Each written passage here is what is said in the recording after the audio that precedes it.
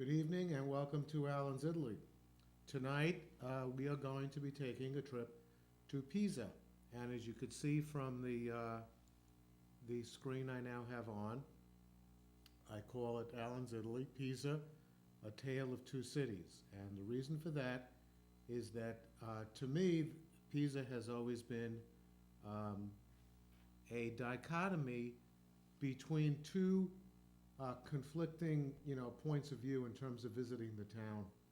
When I was first there in 1995,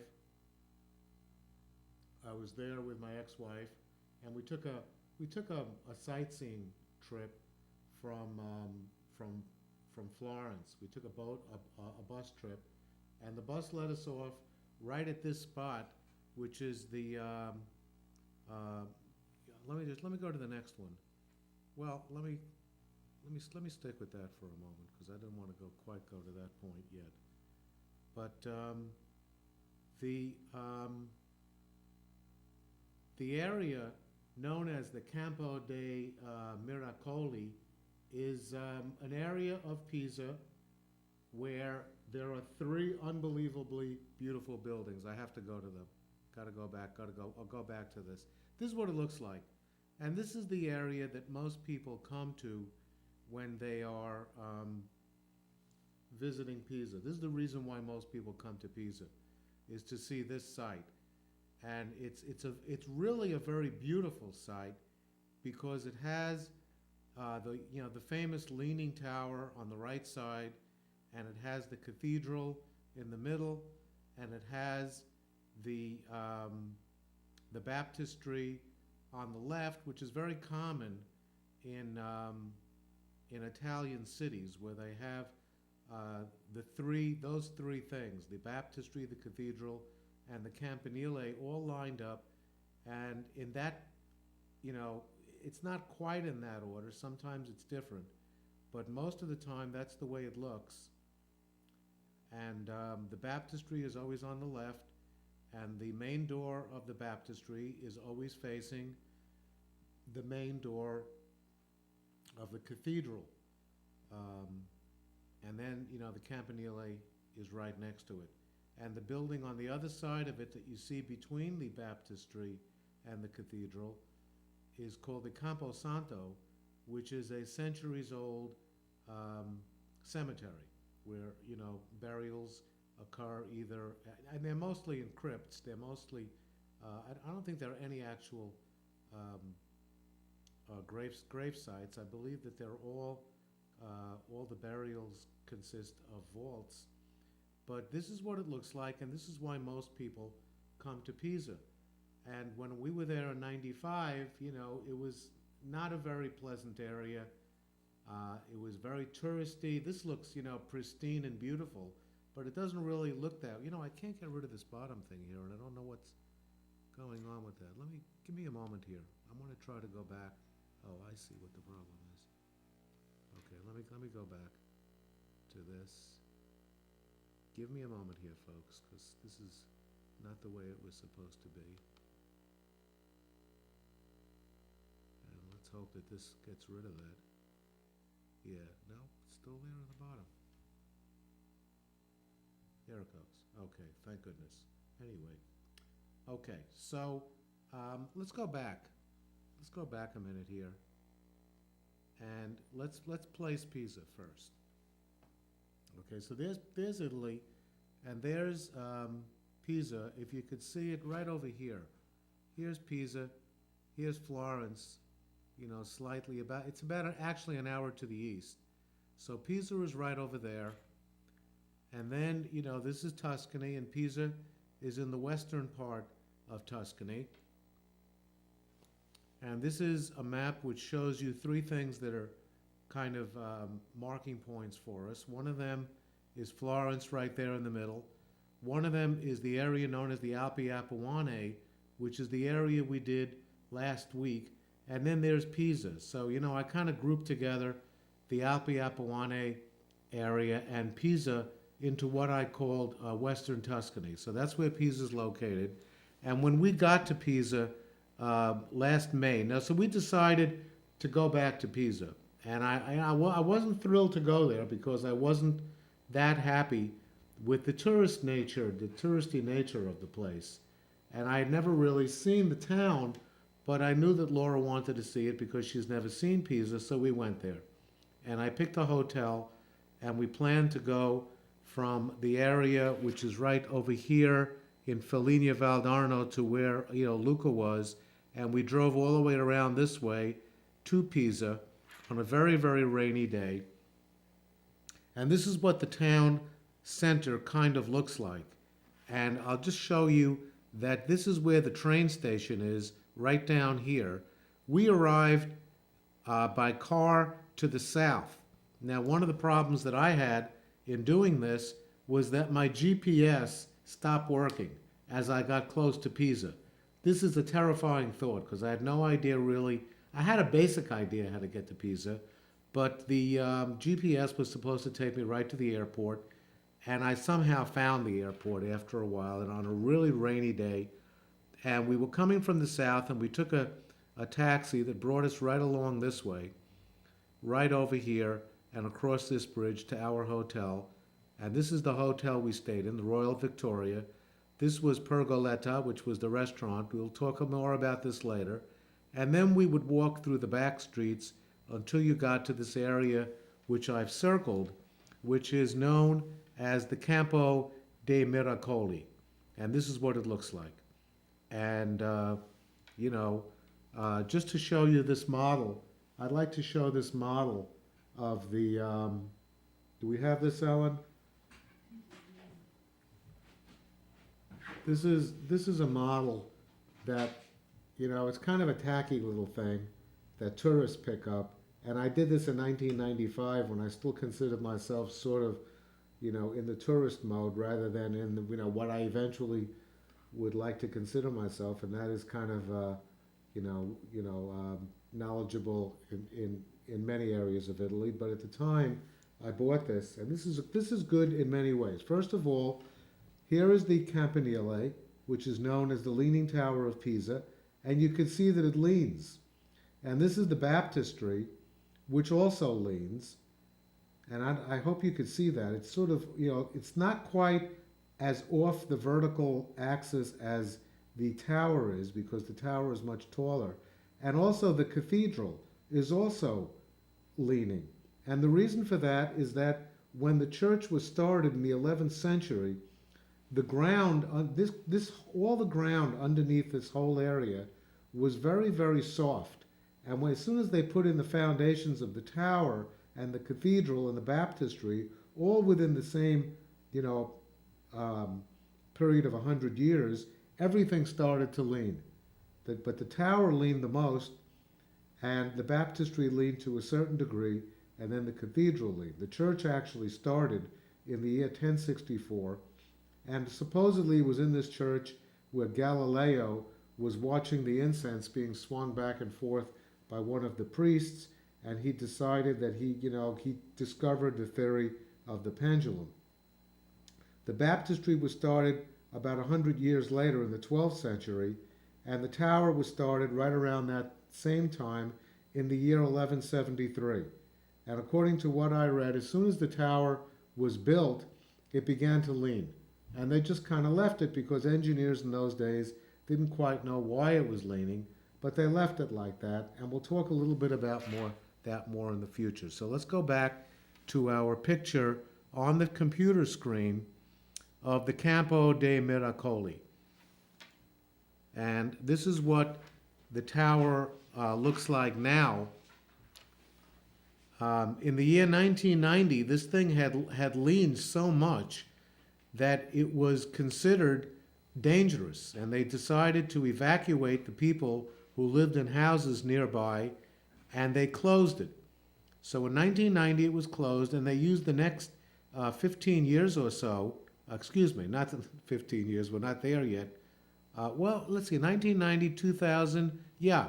It was closed for a very considerable period of time while engineers decided to prop up the foundation and take away some of the soft ground that was underneath it.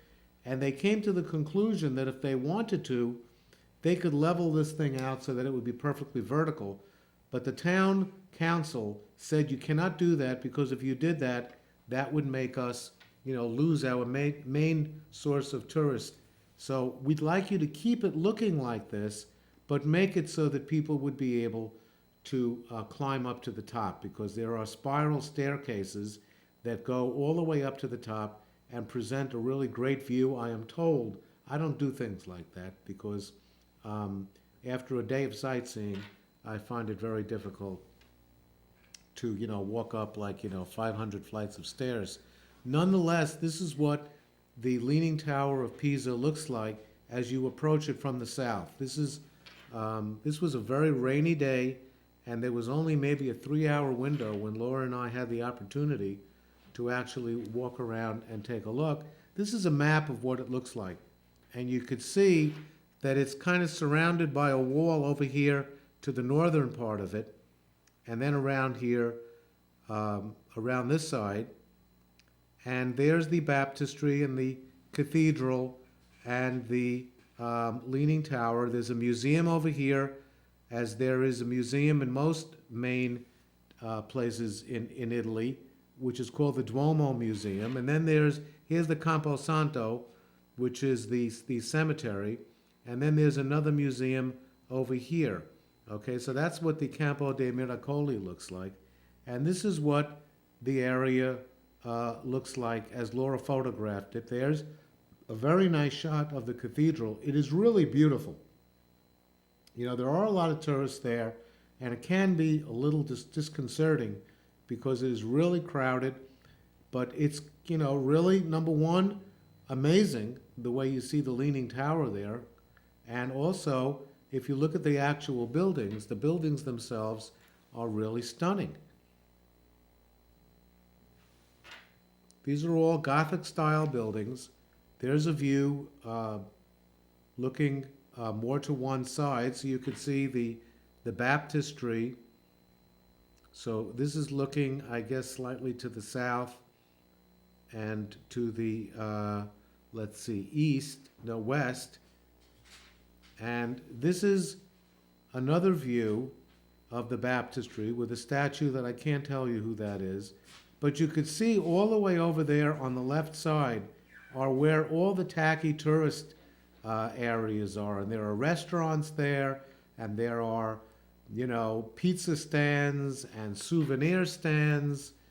And it makes it a little, less appealing that there are so many tourists. But you could see why, because this is a really beautiful place to visit. It has a beautiful lawn that people kind of sit out there. This is a good look at the baptistry.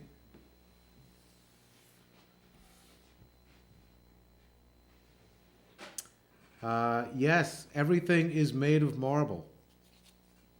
I believe that probably the marble is on the outside. I don't think the marble is, through and through. I believe the marble is on the outside, yes. These are the souvenir stands. This is what the big turnoff is for me. And it's there they are all lined up, and there's tour buses that are very colorful to take you around the town, all of which kind of turns me off. I don't know. I guess I don't consider myself that much of a tourist anymore. These are some of the stands you see, and this is okay. They have that in Rome and they have it in Florence. But, Laura and I decided that we were going to find the other Pisa. We had read a lot about the historical significance of Pisa and the fact that it really, really is a very charming city. So our goal was to find the second pizza, and second Pisa, and we did indeed. So that's why the show is called Pisa, A Tale of Two Cities. And this is the second city that we actually sought that has very, very charming streets. There's a typical street with where the house is actually built across the street, and there's an archway for people to pass. Now remember, this was a rainy, miserable day, so we're not going to get the greatest photos, but these photos give you a chance to see that this is really a very, very beautiful city. There's a piazza. You know, there were many piazzas, and there are the arches of the loggia all around the periphery. The streets were very charming, and right at the end of this street, you could see that there's a restaurant that looks, you know, very, very nice. And this is one of the main streets in Pisa, and all along, now this was a Sunday, so there wasn't much going on here on a Sunday in terms of commercial activity. You can see a lot of the stores on the left and the right are closed, so you don't really get a chance, you know, to see what those stores are. But there's a few cafes you could see over there on the left side that have umbrellas on them. And the beautiful buildings were, you know, really spectacular. And this is an example of that. You'll notice that a lot of the architecture looks, you know, it looks to me a little Venetian. This is another street. You know, there's cars all along there, so that takes a little away from it, but that's a modern city. And these are some of these side streets that we encountered in Pisa. And this is another very pretty street. I remember when we took this picture, we were standing right on the river, which I'll show you in a little while. And there's an archway all the way over there, straight ahead.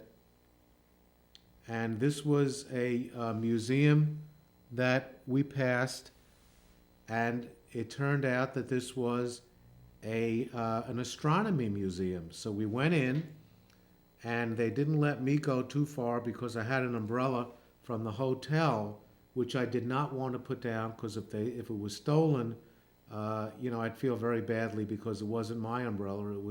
It belonged to the hotel. So, but Laura went in and she photographed a lot of this. This is Stonehenge, where both Laura and I have been, but separately, during the course of our European travel. And these are some of the, you know, exhibits they had in Saturn. Now you'll notice that the words are in Italian. So there's, you know, the first one is Jupiter, and the Italian word is Giove, and Saturna, and all the others are all in the Italian language. And I think Pluto is over there on the top, but we're not sure that's a planet anymore, of course. And there's one of the telescopes. So, you know, Laura took quite a few pictures. Then we left the museum and we went into that church over there that you could see, a very pretty church right on the river, which again we'll show you in just a few minutes. Here's the first view, I guess, of the river. This is not a great view, but the reason we took this photograph was because we suddenly realized that there was arguably the most beautiful church we'd ever seen, a very tiny church which goes under the name of Santa Maria del Spina. This church was originally called the Church of Porto Novo because it's built right next to what at the time, which was, let's see, I have the date when this was actually consecrated, which was the year 1230. So in the year 1230, a bridge was built and they decided to name the church after the bridge. But later on, somebody came, you know, I guess one of the priests came in and said, I have a thorn from the crown of thorns that Jesus wore on the day that he was executed. So let's change the name of the church to the Church of Santa Maria della Spina. Spina is the Italian word for thorn.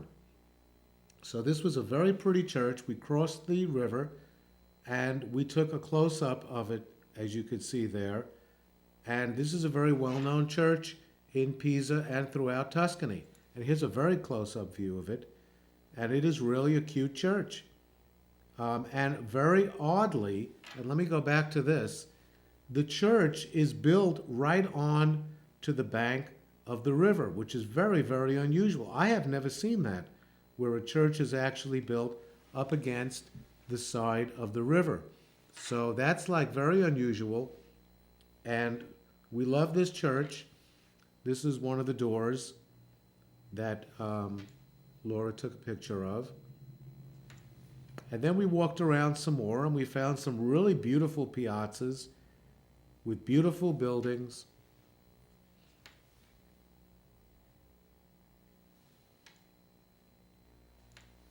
This is a view from one side of the, and I really can't tell. I think this is from the opposite side from our hotel, which will come into view very soon because we're going to be highlighting the hotel in just a moment. This is one of the bridges that you have to cross to get from one side to the other. And now I believe we're crossing the bridge to get back to our hotel. And here is the hotel.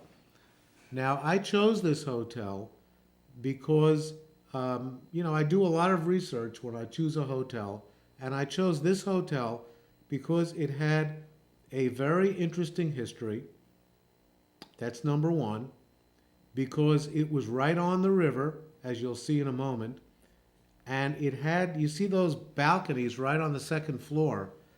One of the tour books indicated that if you can get a room far enough in advance, you could get one of those balconies. So I said, well, okay, let's take this. The price was right. I love the way the hotel looked on the interior. And that's called the Hotel Royal Victoria. And that's only part of the story. That's what it looks like from a bit of, the distance away. It's a very, very old hotel. This is the view we had from our balcony. Now, they gave us an upgrade because the hotel did not have many people in it. So I had requested a double room, and they upgraded us to a suite. And this is the view we had. And remember, it's not a great day. It had just stopped raining. The sky was kind of overcast. And yet, this is a magnificent view of the Arno. This is the Arno River. This is the same river that, starts in the Mediterranean and then flows east through Pisa and through Florence. And then it goes south and flows through the rest of Tuscany. But these are beautiful photos. And then we went inside, of course, and here are some of the inside photographs. A very, very beautiful staircase with a beautiful window and a vaulted ceiling at the top of the staircase. And this is one of the lounges. Look at that. And I'm always, I always love lounges. So this was like really appealing to me. And, this is a beautiful place to sit and relax. And there are many famous personages that are depicted in photos along the wall. Here's another place with a piano. And this is a dining room that we didn't use we only had breakfast in here.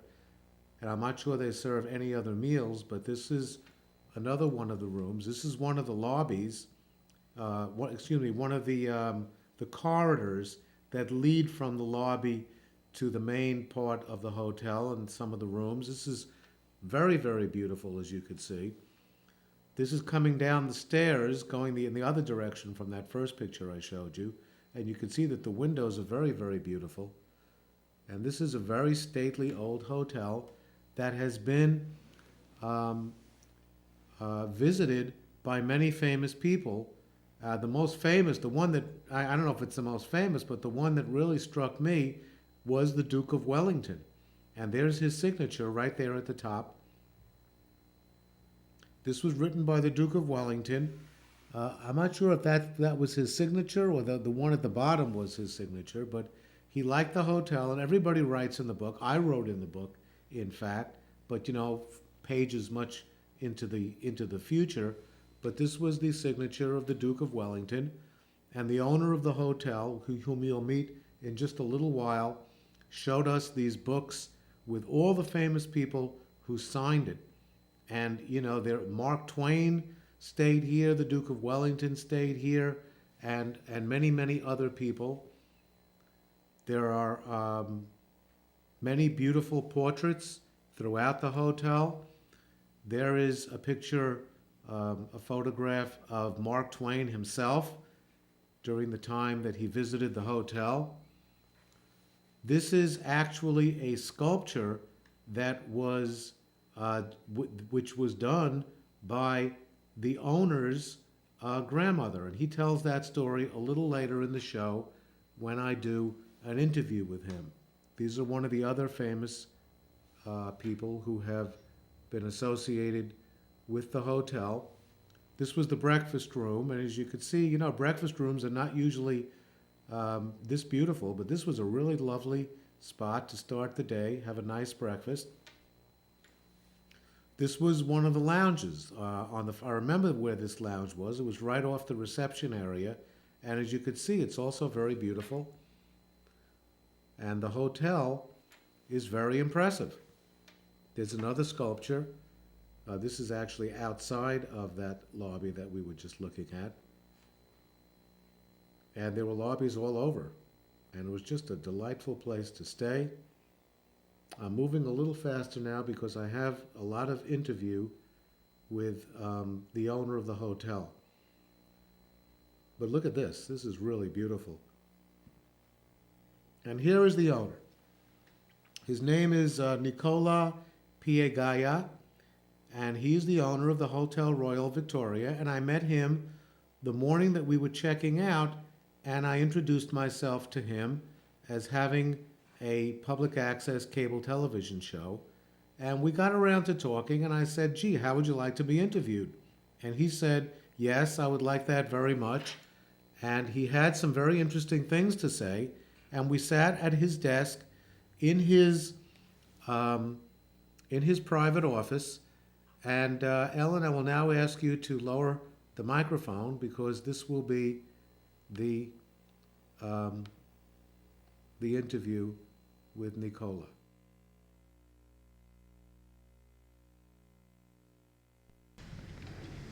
Okay, this is Alan's Italy.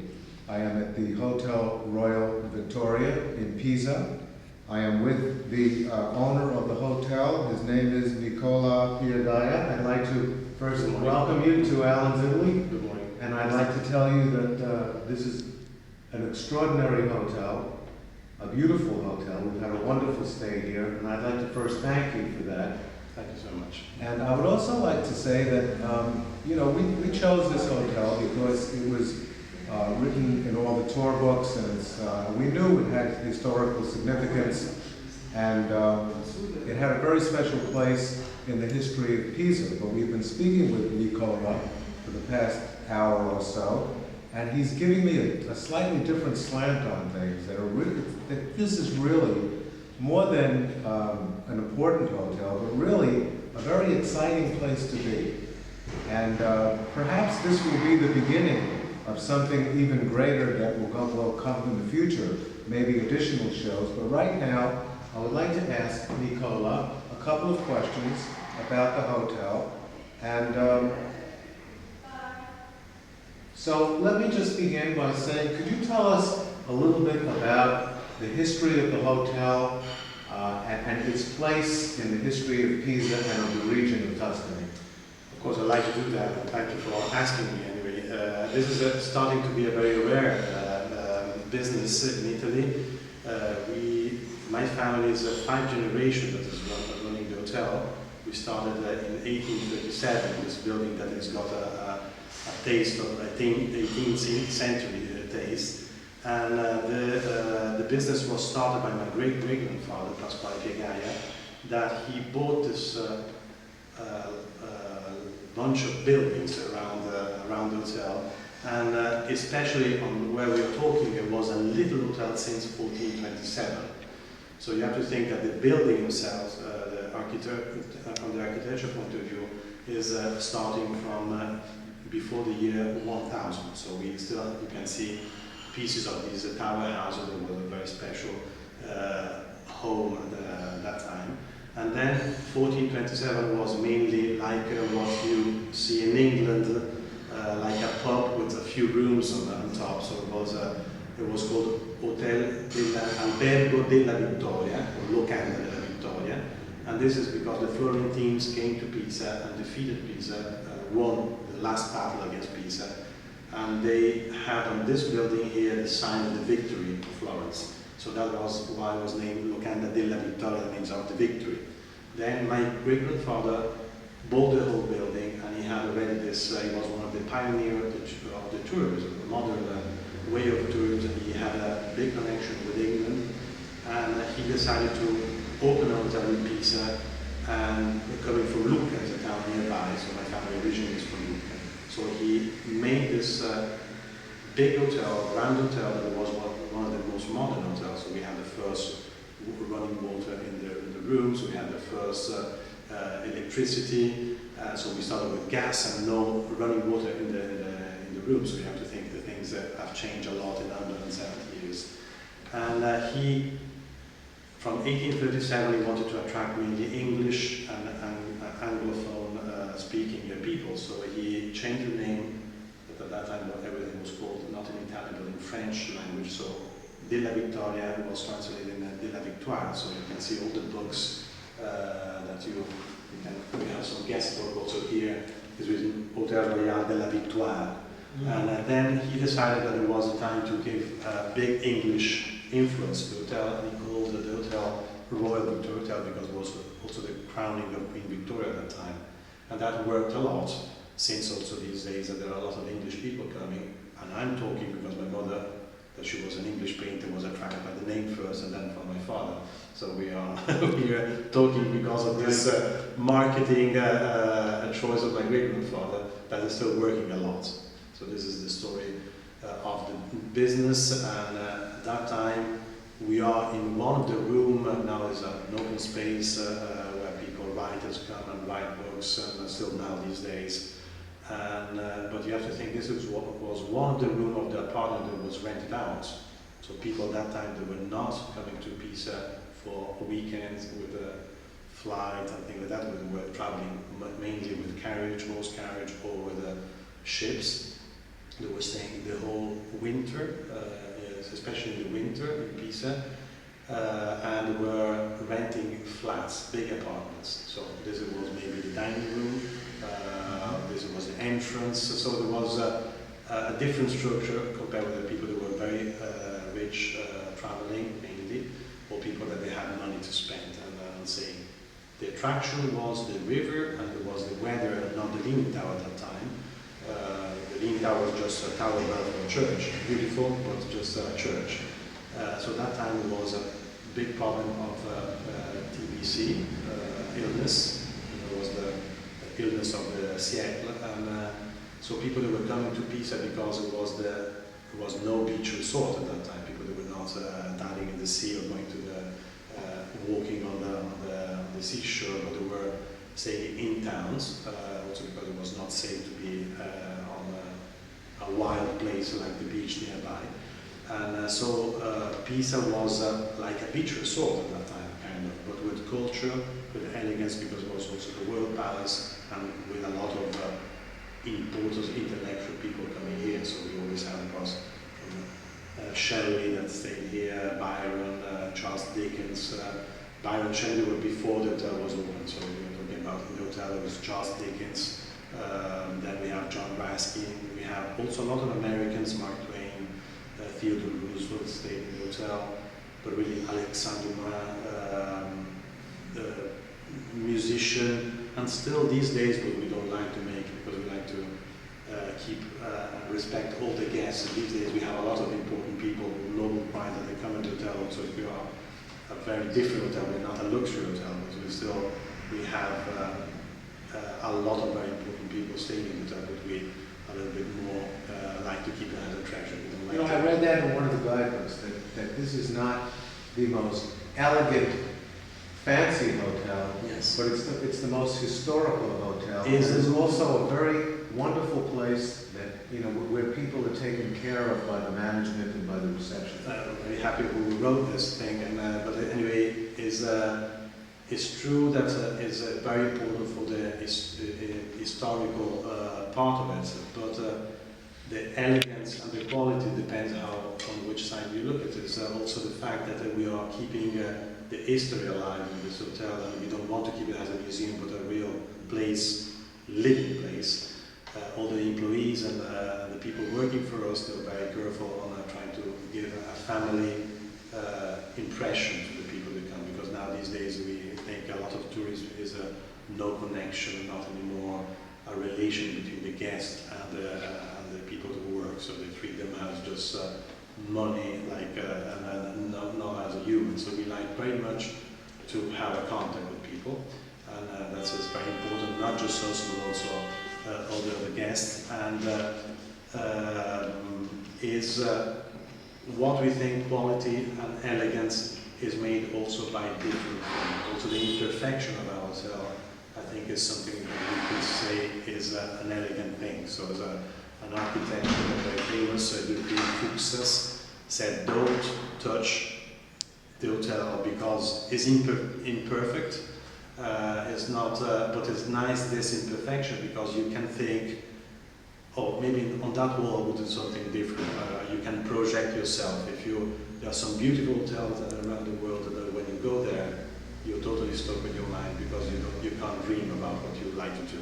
So in this hotel, you have a lot of space to dream of what you could do in the hotel, and we are trying to do our best. But me and my brother, we are the first with my brother Maurizio, that we are concentrating on the hotel. So now, may I ask you one last question? Yes. One last question. As you're growing up in your family, yes, as a child of your father, obviously, had a very large part in the management of the hotel. Was it kind of assumed that you, as a child, would eventually take over? That's very interesting. And by the way, it has not been like that, because my great-great-grandfather started the hotel, and for 3 generations they were mainly in the hotel business. And then my grandfather was a lawyer, and my father was a very good surgeon, doctor. So he didn't really have his first business in the hotel. So he was keeping the property. And that's why it was a little bit left in the 1970s, the hotel. So me and my brother, we had to bring it back to what it was. Really. Right, I see. And no, we didn't think of working in the hotel. We've played and we've grown in the hotel because we always had houses here. I remember playing football on the reception, but at that time it was different. People that were not coming and going like now, were just groups and a few people coming really as a tourist. And it was, my brother thought to want to be an artist, so we were also very clever because my mother was a painter, my grandfather was a painter. So I thought of going to be a farmer. So I didn't grow up with, I still like gardening, and so we didn't grow up with the idea of running the hotel. We are 3 brothers. My elder brother is doing another job in Lucca, and living in Lucca again. He went back to our main town. My daughters, I have 2 daughters, I'm not sure they will be the 6th generation. I'm not pushing them to work in the hotel because that is the worst thing to do. No. That they go exactly in the other direction. They should choose their own They will direction. choose if when they are mature, it's going to be a good thing to do. I will be happy. It's not a good thing for. It doesn't have to be a nightmare for who's running the hotel. So that's Well, let me say thank you very much for the privilege of interviewing you. Thank you for that historical, that very beautiful story. And I just want to say that we will be back, and hopefully we can continue at that time. We really hope you will come back, and of course we like to also the people that will look at your program. Yes. We're very happy to have them here in the hotel and to talk with them. So we are very talkative hotel. So that's Thank you very much again. Thank you for asking and for interviewing us.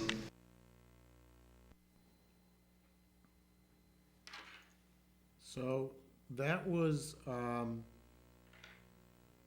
the first interview, and then he told us after that first interview a very, very interesting story about his family. And I'd like to, we took that one as well. It's a lot shorter. It's 7 minutes, so it's a little shorter. And once again, we have plenty of time, so I think we could show it. So once again, Ellen, let me know when you're ready.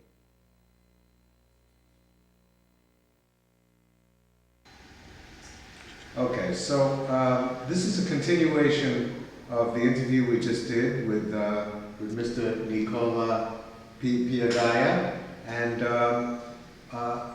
Earlier you told us that your grandmother was an artist, and I'd like you to talk a little bit about that. Yeah, it is, briefly I can tell you that if you walk around the hotel, you realize there's a lot of paintings, a lot of sculpture, because my family, from my grandmother side, they were very important artists, and so we had all these objects in our houses. But in modern times, the houses they get smaller, so we had like all this thing was storage and in rooms. So we thought with my brother that it was a good thing to put them in the hotel, because the same age of the hotel, the style and at the time they were painted, and we like people to see them. So that's very important. So it is the art connection and that we have is all start from Edoardo Gelli, that is my great grandfather. He was a very important portrait painter at the end of the 18th century. He became famous in Florence, really. He had a laboratory, and it was the Macchiaioli time, so Fattori and many other painters. He's got some paintings at the Uffizi. He didn't become very famous after because he was a portrait painter, and he made portraits to the Kaiser Franz Joseph in Vienna, to the royal family of Siam. He was the private painter for the Italian royal family, and all the noblesse, European noblesse, had and wanted to have a painting made by great-grandfather. He was one of the most important portrait painters, and they are really beautiful. I'm not saying this because it's my family, but they were really beautiful and very nice hand. He met the Piagaya family, that were already owning the hotel in Lucca, the School of Art, and they won both Domenico Piagaya and Edoardo Gelli the final contest of the final year of the study, and so they became very good friends. Then he moved to the Academy of Art in Florence, Edoardo Gelli, and there he met this young lady that was one of the three sisters, Marchesini. She was called Ida Marchesini, and she was the last daughters of this very wealthy family. There were jewelry in Ponte Vecchio, the family Marchesini. They were Marquise, last Marquise Ferroni, and she was a sculptor, and so she was a very good artist, and she was already married with this old noble from Florence, and she fell in love with this mad guy that was my great-grandfather, and so they did. There was really a big disaster, was a scandal at that time, because she left her husband and she went to live with my grandfather. So out of the wedding, out of the marriage, they had my grandmother. That's why my grandmother's got two different surnames. It's got both of the mother and the father. And so she grew up from a father and mother that these days is a very modern thing and very, very common, but at that time it was very unusual. So it was a divorce mother, but it was not divorce. So she had to leave all the noble title, all the money of the family to go with his. She was very, very clever. We still have some marble sculpture here. And she was also very friendly with a lot of the artists at that time. Like Puccini was a family friend.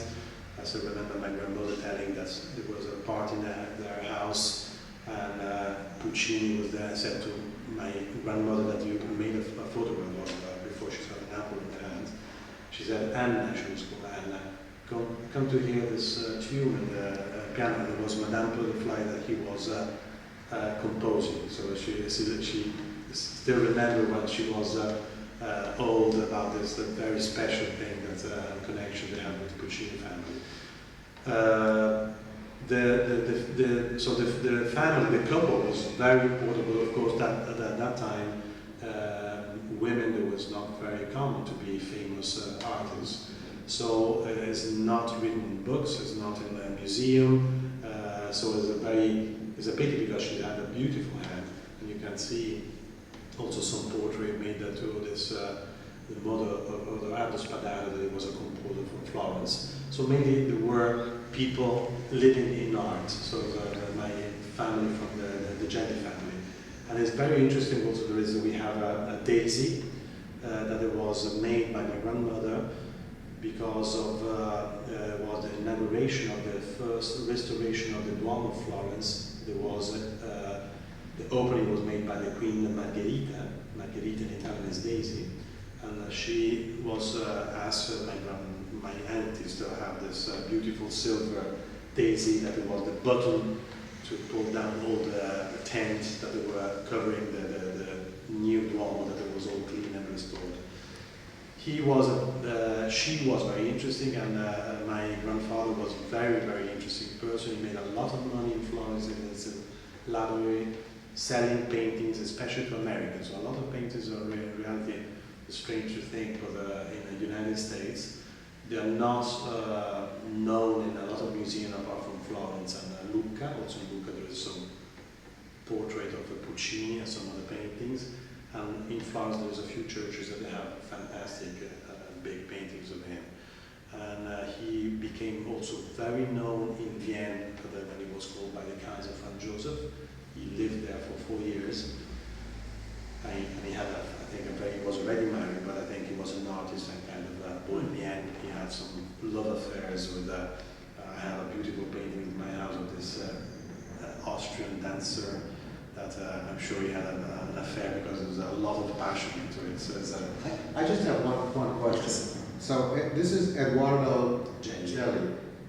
How is he related to Pasquale? With Pasquale, he was the father-in-law with the grandson of Pasquale. So Pasquale had Domenico was his grandson, so it's 2 generations after Pasquale. Oh, two generations. Yes, Domenico was the father-in-law with Edoardo Gelli of my grandfather.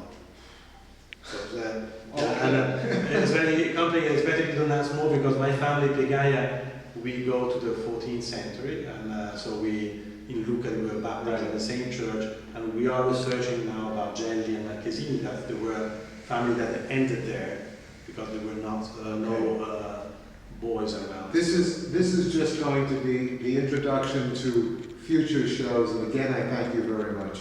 Okay, thank you very much. Thank you.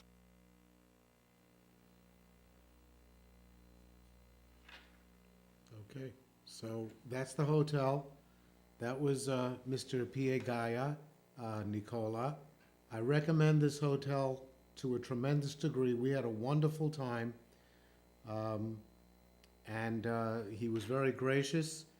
And I'll tell you also that the rate that we got for the hotel, which was on the internet, was pretty low. You know, so he said, "Gee, I wish I could do better than that for you." I said, "But you've already done really wonderfully." So, that was it, and it was very, very enjoyable. And then the night before, we had asked for a recommendation for dinner, and they told us to go to this restaurant. This is called the Ristorante La Pergoletta, and it's not far from the hotel, and it was very beautiful. And we had a really wonderful meal in this dining room. There's the entrance. Very pretty entrance, very inviting. This is what the restaurant looked like inside. There weren't too many people. We like to go out to dinner early because we don't like to get back late and, on a full stomach. That's Laura and I. And Laura and I have agreed when we had this meal that we were going to have a very quiet, peaceful meal. We were going to get a little wine. We were going to have a very nice, quiet meal. And we would not mention Alan's Italy. We would not, show my card or anything like that. We were just going to have a very peaceful dinner. And we were having a really wonderful time. And then we said to this was the dessert. This is, this was quite amazing. I mean, the whole meal was amazing. But they brought over this dessert, which was pear ricotta pie from the owner's hometown of Salerno, which is not far from the Amalfi Coast. This was unbelievably delicious. I can't even look at it now because, this was some cappuccino made for a very, very wonderful dessert. The lady on the left, so I gave my card to to the fellow in the middle whose name was Fabio, who was he wasn't really the waiter. The waiter was the lady on the right, who's Daniela. So he was really kind of like the maitre d', helping out. And I gave my card and I said to him, "Do you mind if we take some photographs?" And he said, "One moment." And he took the card, gave it to this woman, who's the lady on the left. Her name is Valentina, who's the owner. She came over to the table with us and sat with us for a long time, talking about the restaurant and how things are going in this restaurant. And I told her that it was a tremendously wonderful meal. Her staff was excellent, and the food was fantastic. And the restaurant is just very beautiful. And she was very, very kind to us that night.